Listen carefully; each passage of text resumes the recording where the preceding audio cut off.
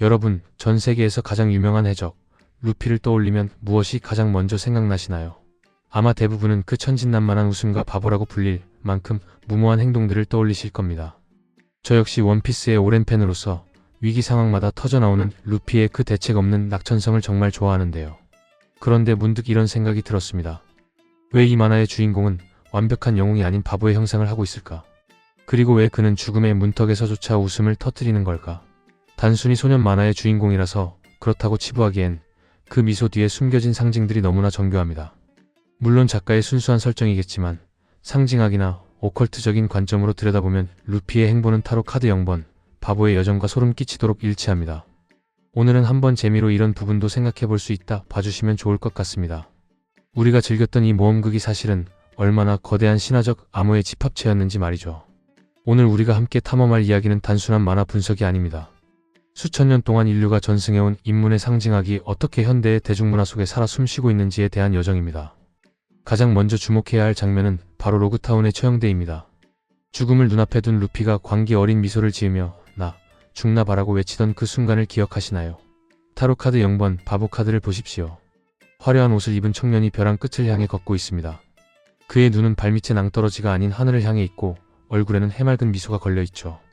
타로에서 벼랑은 단순한 추락이 아니라 차원의 경계를 의미합니다. 두려움을 버리고 벼랑 끝에서 도약하는 자만이 새로운 세계로 진입할 수 있다는 인문의식의 상징이죠. 여기서 흥미로운 점은 처형대라는 장치 자체가 가진 상징성입니다. 고대 비밀결사의 인문의식에서 입문자는 반드시 상징적 죽음을 경험해야 했습니다. 프리메이슨의 3급 인문의식에서 후보자는 히람 아비프의 죽음을 재현하며 관 속에 누워 어둠 속에서 재탄생을 기다립니다. 장미 십자회의 입문자는 지하 묘실에서 영적 죽음을 통과한 후에야 비로소 진정한 지혜의 문에 들어설 수 있었죠.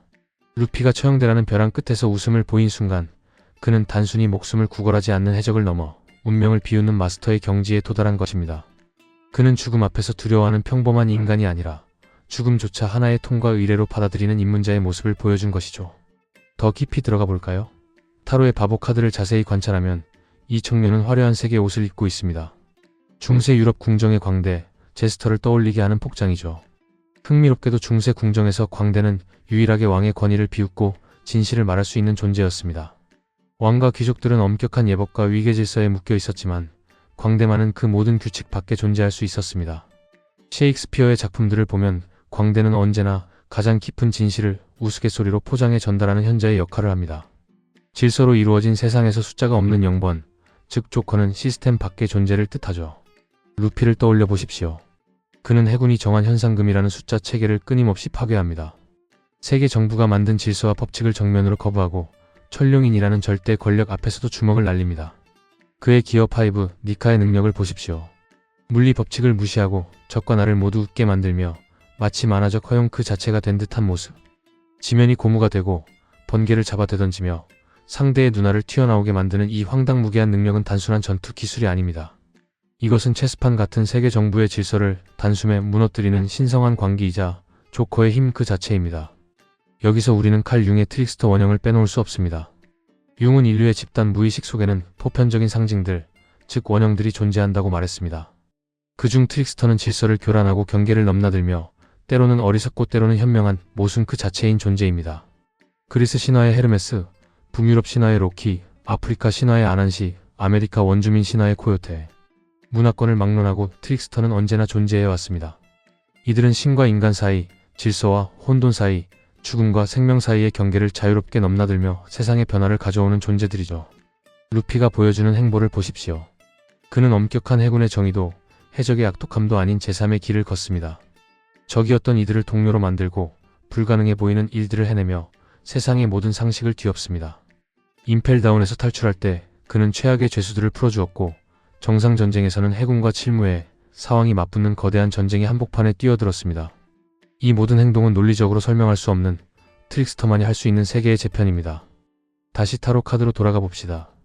카드 속 바보가 들고 있는 하얀 장미는 순수함과 비밀을 상징합니다. 장미는 연금술에서 특별한 의미를 지닙니다.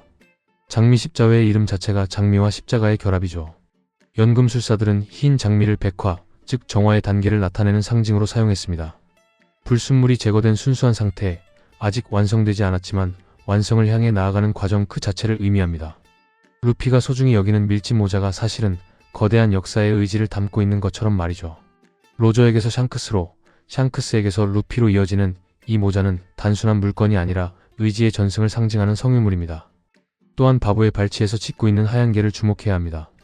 이 개는 위험을 알리는 경고이자 그를 현실의 질서 속에 붙잡아 두려는 목소리를 상징합니다. 원피스에서 이 역할은 때때로 동료들이 맡습니다. 나미가 루피의 무모함에 소리를 지르고 우섭이 위험을 경고하고 조로가 선장으로서의 책임을 일깨울 때 그들은 루피를 현실로 끌어내리려는 개의 목소리를 대변합니다. 하지만 바보는 개의 짖음에도 아랑곳하지 않고 태양을 향해 나아갑니다. 루피 역시 위험하다는 경고를 들어도 자신이 가야 할 길을 멈추지 않습니다. 카드 배경에 자리 잡은 거대한 하얀 태양, 이것은 정말 흥미로운 상징입니다. 연금술에서 태양은 금, 완성, 신성함을 의미합니다. 타로에서 태양 카드는 19번으로 여정의 거의 마지막 단계를 나타냅니다. 그런데 0번 바보가 이미 그 태양을 향해 걸어가고 있다는 것은 무엇을 의미할까요? 이것은 바보의 여정이 선형적이지 않다는 것을 암시합니다. 바보는 시작이자 끝이고 끝이자 시작입니다. 0이라는 숫자가 가진 특성처럼 모든 것이 시작되는 점이자 모든 것이 돌아가는 원점이죠. 루피가 마침내 도달한 태양신 니카라는 이름과 이 거대한 태양의 상징은 결코 우연처럼 느껴지지 않는 연결고리를 형성합니다. 니카는 노예들에게 웃음과 자유를 주었다는 전설의 존재입니다. 고대 이집트에서 태양신 라는 매일 밤 지하세계를 통과하며 죽음과 재탄생을 반복했습니다. 페르시아의 미트라, 그리스의 아폴론, 아즈텍의 우이칠로포치틀리, 거의 모든 문명에서 태양신은 어둠을 물리치고 생명을 가져오는 존재였습니다. 하지만 니카는 다릅니다. 니카는 진지하고 엄숙한 태양신이 아니라 웃음을 터뜨리며 춤추는 태양신입니다. 여기서 우리는 디오니소스적 특성을 발견할 수 있습니다. 니체는 아폴론적인 것과 디오니소스적인 것을 구분했습니다. 아폴론이 질서, 이성, 형식을 대표한다면 디오니소스는 열정, 도취, 혼돈을 대표합니다. 흥미롭게도 니카는 태양신이면서도 디오니소스적 특성을 강하게 보여줍니다. 그는 질서 정연한 권위가 아니라 자유분방한 해방을 가져옵니다. 마치 고대 그리스의 디오니소스 축제에서 노예와 주인이 하루 동안 역할을 바꾸듯이 니카는 모든 위계를 뒤집어버립니다. 타로 0번 바보의 또 다른 특징은 그가 아무것도 소유하지 않는다는 점입니다. 그의 작은 보따리에는 세속적인 재산이 아니라 여행에 필요한 최소한의 것만 들어있습니다. 루피를 보십시오. 그는 권력에 관심이 없고 재물을 모으지 않으며 심지어 해적왕이 되고 싶다는 꿈조차 명예나 지배가 아니라 가장 자유로운 자가 되고 싶다는 열망에서 나옵니다. 이것은 불교의 무소유 사상이나 도교의 무의자영과도 맥이 닿아 있습니다. 진정한 자유는 많이 가진 자가 아니라 아무것도 필요로 하지 않는 자에게 옵니다. 그렇다면 0이라는 숫자 자체는 무엇을 의미할까요? 수학적으로 0은 매우 특별한 숫자입니다. 0은 아무것도 아니지만 동시에 모든 것의 가능성을 품고 있습니다. 인도에서 발명된 0이라는 개념은 유럽에 전파되었을 때 엄청난 혁명을 일으켰습니다. 왜냐하면 0이 있어야 무한을 표현할 수 있고 음수를 이해할 수 있으며 복잡한 계산이 가능해지기 때문입니다. 영적인 의미에서 0은 공입니다. 불교에서 말하는 색즉시공, 공즉시 세계의 그 공이죠. 비어있기 때문에 모든 것을 담을 수 있고 아무것도 아니기 때문에 무엇이든 될 수 있습니다. 루피라는 캐릭터를 다시 보면 그는 텅 비어 있습니다. 복잡한 계략을 세우지 못하고 과거에 집착하지 않으며 미래를 치밀하게 계산하지도 않습니다. 하지만 바로 그 비어있음 때문에 그는 어떤 상황에서도 즉각적으로 반응할 수 있고 어떤 사람과도 친구가 될 수 있으며 어떤 불가능도 가능으로 만들 수 있습니다. 이것은 무술의 경지에서 말하는 무심의 경지와 같습니다. 생각하지 않기 때문에 가장 빠르고 계산하지 않기 때문에 가장 정확합니다. 카발라의 생명나무를 살펴보면 가장 높은 세피라는 케테르, 왕관입니다. 하지만 케테르 너머에는 아인소프 아우르라는 개념이 있습니다. 무한한 빛, 정의할 수 없는 신성, 모든 것의 원천이자 끝입니다. 이것은 숫자로 표현할 수 없는 영역이며 바로 0이 가리키는 곳입니다. 타로의 바보가 시스템 밖에 존재하듯이 루피는 세계 정부가 만든 질서 밖에서 움직입니다.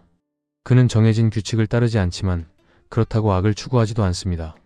그는 그저 자신의 직관과 양심을 따를 뿐입니다. 인문의식의 관점에서 보면 루피의 여정 전체가 하나의 거대한 입문 과정입니다. 고대 엘레우시스 비위에서 입문자는 페르세포네의 지하세계 여행을 상징적으로 재현했습니다.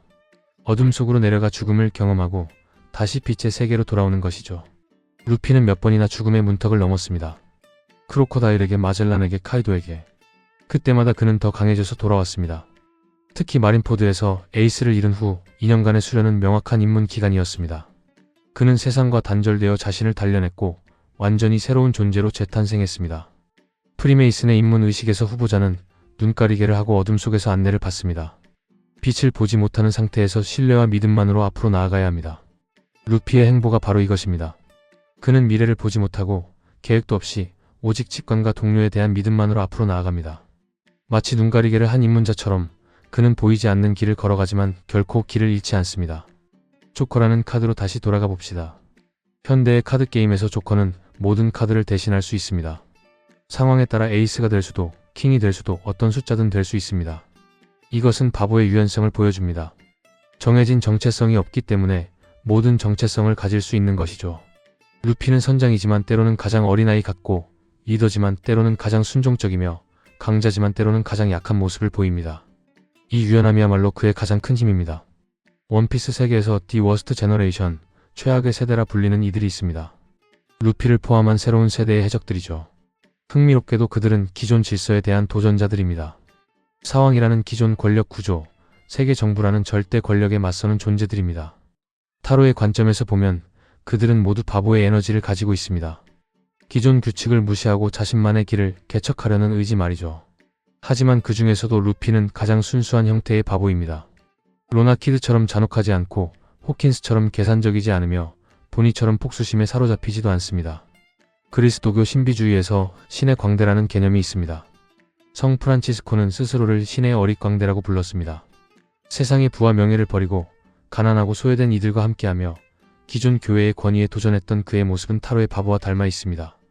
루피 역시 약자의 편에 서고 억압받는 이들을 위해 싸우며 권력자들의 논리를 거부합니다.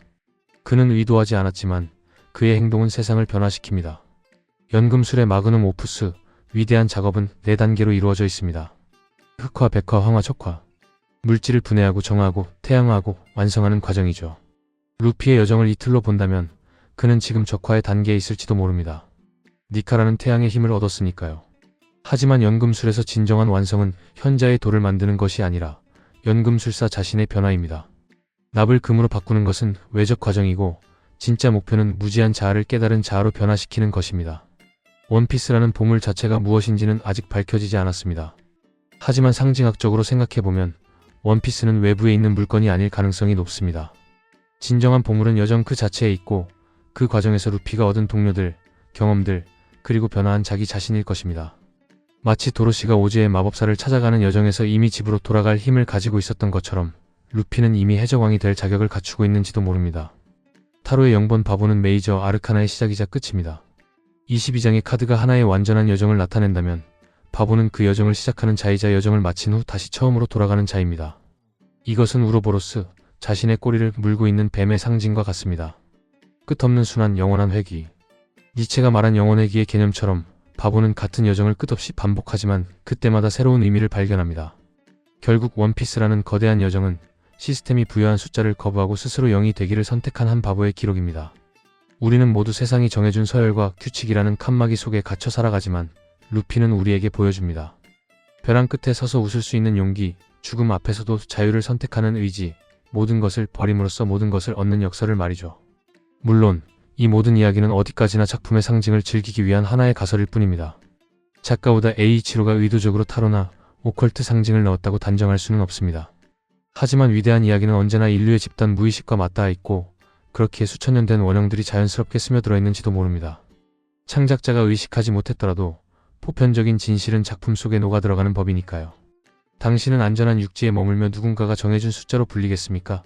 아니면 바보처럼 저 넓은 바다, 벼랑 끝 너머로 당신의 의지를 던지겠습니까? 여러분이 생각하는 루피와 타로. 0번의 가장 소름 돋는 공통점은 무엇인가요?